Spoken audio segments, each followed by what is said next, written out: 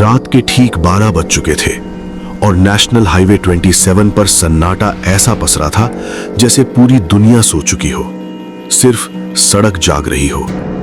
Truck की headlights अंधेरे को चीरती हुई आगे बढ़ रही थीं और उन रोशनी की लकीरों के बीच बैठा था रमेश, उम्र करीब 40 साल। 20 साल से ट्रक चला रहा एक अनुभवी ड्राइवर जिसने जिंदगी में हर तरह की सड़कें देखी थी। बारिश में बहती सड़कें, धूप में जलती डामर और कभी कभी मौत के इतने करीब से गुजरती गलियां कि सांस रुक जाए। आज वो राजस्थान से उत्तर प्रदेश की तरफ माल लेकर जा रहा था।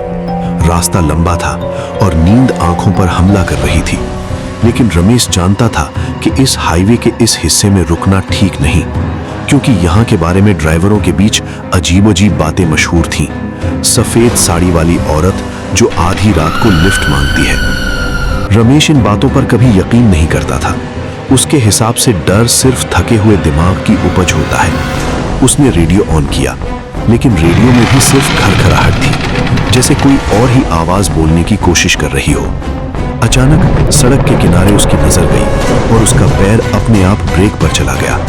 वहां एक औरत खड़ी थी, पूरी तरह सफेद साड़ी में लिपटी हुई, सिर झुका हुआ, बाल सामने गिरे हुए और हाथ सड़क की तरफ बढ़ा हुआ, जैसे मदद मांग रही हो।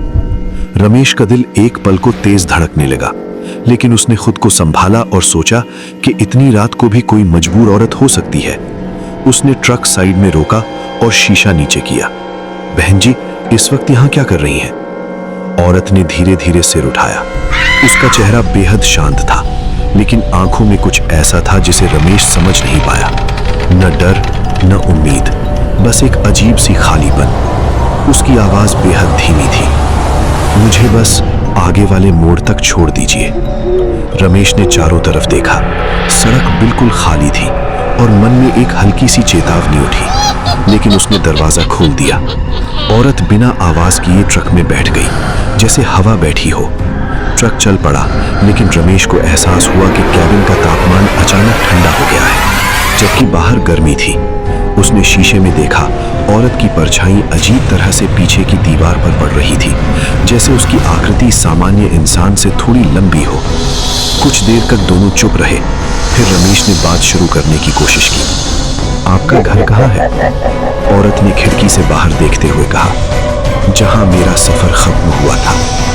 इस जवाब ने रमेश के शरीर में झुरझुरी दौड़ा दी। उसने हंसने की कोशिश की, लेकिन आवाज गले में अटक गई। सड़क अब उसे पहचान की नहीं लग रही थी, जबकि यही रास्ता वो सैकड़ों बार चला था।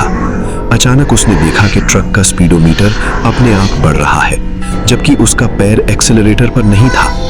रमेश ने ब्रेक मारे, लेकिन ट्रक नहीं रुका। रेडियो अपने आप चालू हो गया और उसमें एक पुरानी सी रोती हुई आवाज गूंजने लगी। मत रोको, मत देखो पीछे। रमेश ने घबरा कर शीशे में देखा और उसकी आंखें फटी रह गईं। पीछे की सीट पर कोई नहीं था, लेकिन उसे महसूस हो रहा था कि कोई बैठा है। उसकी सांस उसकी गर्दन को छू रही है। तभी उसने महसूस किया कि उसके कंधे पर ठंडा सा हाथ रखा गया है। औरत की आवाज अब बिल्कुल उसके कान के पास थी। डर मत रमेश, मैं तुझे कुछ नहीं करूंगी। तू ही तो है जिसने उस रात ट्रक नहीं रोका था। रमेश का दिमाग सुन्न हो गया। 20 साल पहले की एक रात उसकी आंखों के सामने घूम गई। बारिश, तेज रफ्तार, सड़क किनारे खड़ी एक सफेद साड़ी वाली औरत, और उसने ट्रक नहीं रोका था। अगली सुबह खबर आई थी कि एक औरत की लाश उसी मोड़ पर मिली थी। उसका शरीर कांपने लगा। तुम मर चुकी हो? औरत ने हल्की सी मुस्कान के साथ कहा। जिस दिन तू रुका नहीं, उसी दिन मेरा सफर अधूरा रह गया। मैं हर उस ड्राइवर के साथ बैठती हूँ जो मुझे देखता है, लेकिन हर किसी को सच नहीं बताती। सड़क के किनारे अचानक वही पुराना मोड़ आ गया जहां 20 साल पहले हादसा हुआ था। ट्रक अपने आप रुक गया। औरत ने दरवाजा खोला और उतरते हुए कहा, आज तूने मुझे उतार दिया, अब मैं जा सकती हूँ। रमेश रोते हुए चिल्लाया, मुझे माफ कर दो। औरत ने पलटकर कहा, माफी तब मिलती है जब इंसान गलती से भागता नहीं। और ये कहते ही वो अंधेरे में घुल गई।